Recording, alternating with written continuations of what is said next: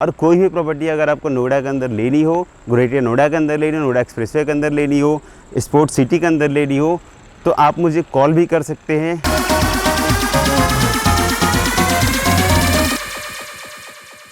Hi, welcome guys, welcome to my new blog. हम शशिराज सिंह। आज का जो ब्लॉग है मेरे उस कस्टमर्स के लिए है जो अंडर कंस्ट्रक्शन प्रॉपर्टी में इन्वेस्ट करना चाहते हैं, चाहे वो नोएडा की प्रॉपर्टी हो, ग्रेटर नोएडा की प्रॉपर्टी हो, नोएडा एक्सप्रेसवे की प्रॉपर्टी हो या फिर सेंट्रल नोएडा की प्रॉपर्टी हो। तो मेजरली जितने भी वैसे कस्टमर हो जो अंडर कंस्ट्रक्शन प्रॉपर्टी में इन्वेस्टमेंट करना चाहते हैं, उनके लिए आज का ये ब्लॉग स्पेशल है।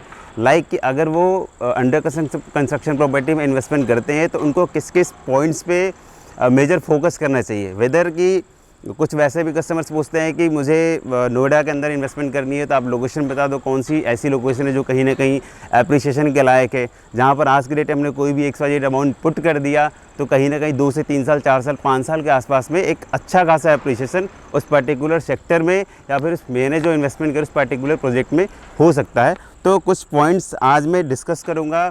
आई थिंक 5 to 6 पॉइंट्स मैंने रेडी किए हुए हैं। अगर आपने उस पॉइंट्स पे फोकस कर लिया before investing at any property, तो कहीं ना कहीं आपकी जो इन्वेस्टमेंट होगी वो एक अच्छा खासा एप्रिसिएशन के साथ में आपको रिटर्न दे देगी।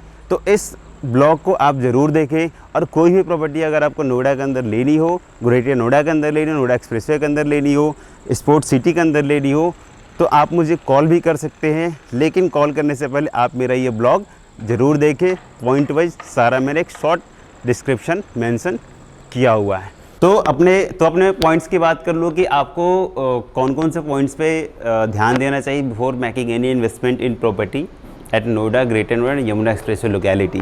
तो पहला जो आपका पॉइंट होता है कि लोकेशन का सिलेक्शन करना, कि आपने कोई भी प्रॉपर्टी आप इन्वेस्टमेंट के लिए देख रहे हो तो वो लोकेशन कैसी है, उस लोकेशन के सराउंडिंग का जो डेवलपमेंट है वो किस लेवल का है, क्योंकि आपका जो एप्रिसिएशन होगा वो लोकेशन पे भी डिपेंड करेगी कि इस लोकेशन की जो ग्रोथ है आज की रेट में और कमिंग 4 साल, 5 साल, 7 साल, 8 साल के टेन्योर में क्या क्या वहाँ पर डेवलपमेंट आनी है, उसके सराउंडिंग्स में क्या क्या डेवलपमेंट आनी है। तो आपको एक लोकेशन का जो सिलेक्शन करना होगा, वेदर वो नोएडा एक्सटेंशन की है, नोएडा एक्सप्रेसवे की है, यमुना एक्सप्रेसवे की, सारे लोकेशन का जो एक्चुअली डेवलपमेंट होता है वो अलग अलग तरीके से होता है, सराउंडिंग भी बिल्कुल अलग अलग तरीके से होता है। तो अगर आप कोई प्रॉपर्टी शॉर्टलिस्ट कर रहे हैं तो एक लोकेशन का सिलेक्शन करना काफ़ी इंपॉर्टेंट होता है कि वो नोएडा एक्सटेंशन की है, नोएडा एक्सटेंशन भी हो तो किस लोकेशन की प्रॉपर्टी है, एक्सप्रेसवे के भी है तो किस एक्सप्रेसवे पर भी कहाँ की प्रॉपर्टी आप ले रहे हो, और यमुना भी की भी प्रॉपर्टी आप ले रहे हो तो कहाँ की आप प्रॉपर्टी सेलेक्ट कर रहे हैं। ये लोकेशन का हो गया। जो सेकंड फैक्टर होता है, फिर लोकेशन आपने सेलेक्ट कर लिया, फिर आपका आता है डेवलपर, कि किस डेवलपर में जाएं। अगर आपने नोएडा एक्सटेंशन सेलेक्ट किया है तो वहाँ पर कौन से डेवलपर में जाएं कि आपका एक एप्रिसिएशन आपको अच्छा मिल जाए। दूसरा, अगर आप नोएडा एक्सप्रेसवे में जा रहे हैं, नोएडा एक्सप्रेसवे का लगभग 22-23 किलोमीटर का अप्रॉक्स का पूरा पैच आ जाता है, तो इसमें भी ये इम्पॉर्टेंट रोल प्ले करेगा कि आपने जो प्रॉपर्टी सेलेक्ट करी हुई है वो स्टार्टिंग है, जब आप DND से नीचे DND से नोएडा को ज्वाइन करते हो वहाँ की प्रॉपर्टी है, या आगे जाकर 20 की या फिर 150 आपकी स्पोर्ट्स सिटी की है। तो वो भी इम्पॉर्टेंट होता है कि आपने डेवलपर कौन सा सेलेक्ट किया हुआ है।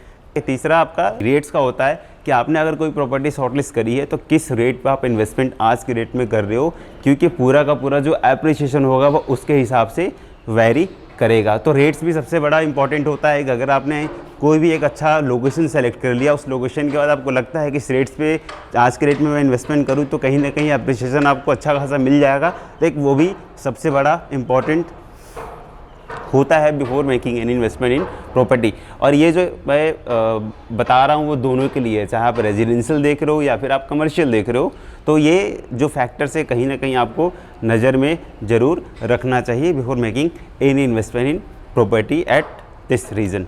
तो चौथा जो आपको बताना चाहूँगा कि आप कोई भी अगर आप प्रॉपर्टी सेलेक्ट करते हो तो चौथा जो इम्पॉर्टेंट पॉइंट है वो है आपका यूनिट्स का सिलेक्शन, फेसिंग की सिलेक्शन, कि आप कौन सी यूनिट सेलेक्ट करें, कौन सी फेसिंग के यूनिट सेलेक्ट करें कि आपको रीसेल मार्केट में जब आप अपनी प्रॉपर्टी को रीसेल करने जाए उसमें आपको एप्रिसिएशन, आपकी जो आस्किंग है वो कहीं ना कहीं आपका आस्किंग रेट है वो कहीं ना कहीं ईजिली कस्टमर आपको पे कर दे। तो ये भी सबसे बड़ा इंपॉर्टेंट रोल प्ले करता है कि आपने यूनिट्स कौन से फ्लोर्स की ली हुई है, क्या उसकी फेसिंग है, उसका डायरेक्शन क्या है, उसके आपके सामने ओपन स्पेस कितना है, ये भी सबसे बड़ा इम्पॉर्टेंट रोल प्ले करता है। अगर कोई आपने रेजिडेंशियल लिया, उसके सामने कोई बड़ी स्पोर्ट्स की एमिनिटीज आ रही हो, गोल्फ कोर्स आ रहा हो, कोई फुटबॉल ग्राउंड हो, क्रिकेट ग्राउंड हो, तो ऑब्वियसली उसका अप्रिसिएशन कहीं ना कहीं ज़्यादा होता है। अभी मैं शॉर्ट इंट्रो ही बना रहा हूँ, इसलिए मैं सारी चीज़ें शॉर्ट में बता रहा हूँ। अगर आपको पूरा का पूरा ब्रीफ में इन्फॉर्मेशन लेनी हो तो आप मुझे डायरेक्टली कॉल कर सकते हैं।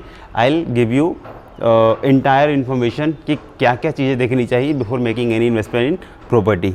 तो पांचवा पॉइंट जो आपके साथ में शेयर करना चाहूँगा कि आपको लोन का भी पार्ट देखना पड़ेगा कि आपने लोन अमाउंट कितना ज़्यादा लिया हुआ है। जैसे एक एग्जांपल ये भी होता है कि आपने सपोज़ 2020-21 में आपने इन्वेस्टमेंट करी, आप 3 साल 4 साल की लॉकेट रखी, लेकिन उस 3 साल 4 साल के लॉकेट में आपने क्या किया कि जो आपका मान लो 1 CR की प्रॉपर्टी आपने 80 लाख के आसपास लोन का ही दे दिया, वो भी स्टार्टिंग में फर्स्ट ईयर में ही दे दिया, तो कहीं ना कहीं उसका अप्रिसिएशन आपको इतना ज़्यादा नहीं मिलेगा। तो लोन का पार्ट भी आपको ज़रूर देखना पड़ेगा कि आपने जो लोन का है, लोन का जो अमाउंट है उस पूरे प्रॉपर्टी की कॉस्ट पे कितना लिया हुआ है।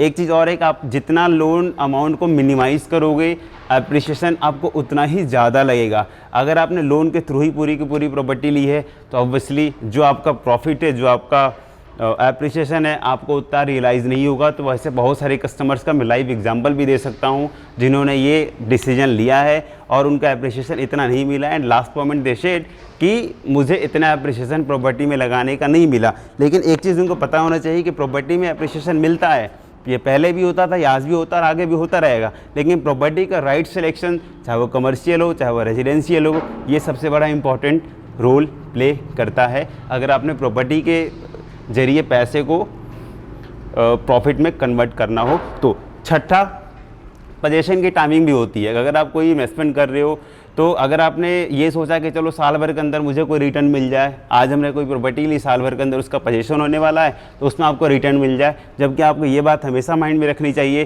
कि कोई भी प्रॉपर्टी अगर इनिशियल लेवल में जब स्टार्ट होती है तो बिल्कुल बेसिक कॉस्ट पे सेल होती है इनिशियल लेवल में।